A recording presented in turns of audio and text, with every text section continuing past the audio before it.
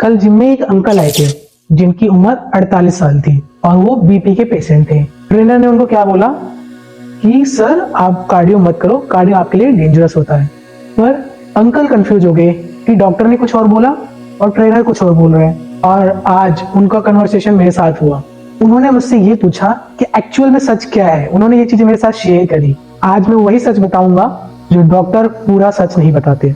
अगर आपको high BP है या फैमिली में किसी को भी हाई बीपी है तो ये वीडियो बिल्कुल स्किप मत करना।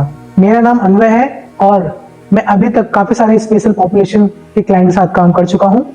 और सबसे कॉमन मिथ जो मैंने डेली बेसिस पे सुना है या बहुत ज्यादा सुना है वो ये है कि बीपी में कार्डियोस नहीं करने चाहिए। लोग डरते हैं इससे, सोचते बहुत है इसके बारे में, हार्ट अटैक तो नहीं आ जाएगा, बीपी और ज्यादा तो नहीं बढ़ जाएगा, या फिर जिम में कहीं लगातार एक्सरसाइज करते हुए किसी को चक्कर तो नहीं आ जाएगा। तो इन सारे डाउट्स को, इन सारे कंफ्यूजन को आज हम लोग दूर करेंगे, क्योंकि इस वीडियो में हम लोग कार्डियो को गलत नहीं बोलेंगे, जो कार्डियो करने का तरीका है उसे गलत समझेंगे। कैसे? जब आप बैठे हो या जब आप ब्रिस्क वॉक कर रहे हो, बीपी टेम्परेरी ऊपर जाता है या नॉर्मल रहता है? बिल्कुल वैसे ही जैसे कि आप जब वर्कआउट करते हो तो आपकी हार्ट बीट इंक्रीज होती है, पर असली मैजिक तो वर्कआउट के बाद है। अगर आप लोग रेगुलर कार्डियो करते हो विद द सिस्टमैटिक वे तो आपका जो रेस्टिंग बीपी है वो कम होता है, आपके हार्ट स्ट्रांग होते हैं, आपके जो आर्टरीज हैं जिसमें से ब्लड सप्लाई होती है वो फ्लेक्सिबल बनती हैं, जो कि बहुत जरूरी रोल प्ले करते हैं क्योंकि आपका खून उस हिसाब से बहता है और स्ट्रेस हार्मोन कम होता है। वर्ल्ड वाइड रिसर्च ये बोलती है कि अगर आप नेचुरली कार्डियो करते हो रेगुलर बेसिस पे तो आपके जो नॉर्मल बीपीज हैं वो 5 से 10 पॉइंट तक नीचे रिड्यूस होते हैं। तो एक्चुअल में प्रॉब्लम कहाँ होती है? प्रॉब्लम तब होती है जब लोग डायरेक्ट स्प्रिंट मारते हैं, यानी बहुत तेज से रनिंग करते हैं, पहला। दूसरा, HIIT स्टार्ट कर देते हैं बहुत जल्दी। खाली पेट बहुत इंटेंस कार्डियो करते हैं, थर्ड पॉइंट। फोर्थ, मेडिसिन के बिना वर्कआउट करते हैं। फिर लोग बोलते हैं कि कार्डियो डेंजरस है। नहीं भाई, तुमने कार्डियो डेंजरस किया है। मेरे पास एक क्लाइंट था रवि नाम का, बीपी 150, 95 अराउंड, वेट 90 अबव। पर डॉक्टर ने उनको बोला था कि कार्डियो करो। रवि भाई जिम आए, उन्होंने सीधा ट्रेडमिल पे चढ़े और 5 मिनट तक लगातार कार्डियो किया। उनको एंजाइटी फील हुई और चक्कर से आने लगे। फिर उन्होंने बोला कि यार कार्डियो मुझे सूट नहीं करता। फिर मैंने उनका कार्डियो जो है चेंज किया। कैसे? अब वो समझो। फर्स्ट जो करना था उनको, स्लो वॉकिंग। दूसरा, इंक्लाइन वॉक। तीसरा, साइकिलिंग। चौथा, heart rate control and monitor on time जो आप एक्सरसाइज करते हैं। यही नहीं, और सुनो, 3 महीने के बाद उनका वेट रिड्यूस हुआ more than 5 kg, around 6 something, और उनका जो बीपी है वो 135 समथिंग और 85 समथिंग। ये था उनका रेशियो, क्योंकि उन्होंने अच्छे तरीके से कार्डियो किया। तो कार्डियो ने उनको इम्प्रूव किया, उनके हार्ट की कंडीशन को इम्प्रूव किया, उनको और अच्छा बनाया, ना कि और उनको डैमेज किया। तो ये तरीका जो है वो मैटर करता है। अगर कोई बीपी पेशेंट है तो उनको बेसिकली स्लो चीजें स्टार्ट करनी चाहिए।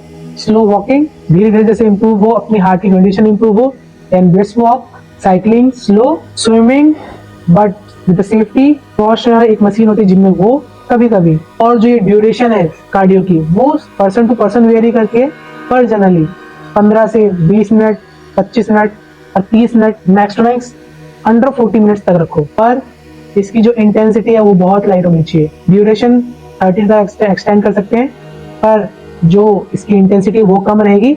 और अगर कोई स्टार्ट भी कर रहे हैं ना तो उनको ऐसा नहीं कि सडनली बहुत ज्यादा स्टार्ट करना है, पहले 5 मिनट 10 मिनट इस तरह से स्टार्ट करो। सबका एक जैसा नहीं होता, थोड़ा थोड़ा स्टार्ट करो और आप इम्पैक्ट फील करो अपनी बॉडी पे कि आपको क्या इंप्रूवमेंट दिख रहा है, क्या अजीब तो नहीं लग रहा, सब कुछ सेफ है। तो इस वजह से इस चीज को अपनी मतलब खुद की ऑब्जर्वेशन जो कैपेबिलिटी है वो इम्प्रूव करो। और इसकी जो इंटेंसिटी है वो मेजर करने का सबसे जो इजी तरीका मैं आपको बताता हूँ कि जब भी आप वॉकिंग करो, साइकिलिंग करो या क्रॉस ट्रेन करो या ट्रेडमिल करो तो वो इंटेंसिटी रखो जब आप किसी से बात कर सको।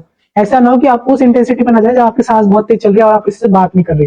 तो चलते चलते आपको किसी से बात करना है तो उससे समझ में आता है कि आप उस लेवल पर जहाँ पे आप किसी से बात कर सकते हो, वो एक आइडियल इंटेंसिटी वर्कआउट की मानी जाती है कि हाँ यहाँ तक, इससे ऊपर नहीं जाना। उस स्टेज पे मत जाना जहाँ पे आपकी सांस बहुत तेज चले, उसी स्टेज पे रहिए जहाँ पे आप किसी से बात कर सके, दो बात कर सकें, लगातार बोल सकें, स्लो गाना ना गा सकें, ऐसे वाले स्टेज पे। सिंपल, आप इसको खुद से चलते हुए बोलिए कि आप किसी से बात कर रहे हो, फोन पे एंड ऑल। अगर आप कंफर्टेबल हो वॉक करते हुए, रनिंग करते हुए, जॉगिंग करते हुए, that is well and good. अगर थोड़ी आपकी सांस ज्यादा चल रही है या बीच में ब्रीथ गैप आ रहा है कन्वर्सेशन में बात करते समय, तो इंटेंसिटी फिर से आपको कम करनी चाहिए। अब हम लोग बात करते हैं कि क्या हमें अवॉइड करना चाहिए। तो आपको अवॉइड करना चाहिए sprint, CrossFit, sudden HIT, ego lifting जो कि बहुत ज्यादा है जिम्स में, खासकर इंडोर एक्टिविटीज में। और हाँ, सिर्फ कार्डियो पे डिपेंड है ना, कार्डियो के साथ एक्सरसाइज के साथ साथ आपको मेडिसिन, इनका कॉम्बिनेशन में लेके चलना चाहिए, क्योंकि दोनों कॉम्बिनेशन रहेगा वर्कआउट का और मेडिसिन का, तो काफी अच्छे इंप्रूवमेंट देखने को मिलेंगे। क्योंकि आपको डॉक्टर को स्किप नहीं करना, क्योंकि हाई बीपी जो है वो लाइफस्टाइल डिजीज है,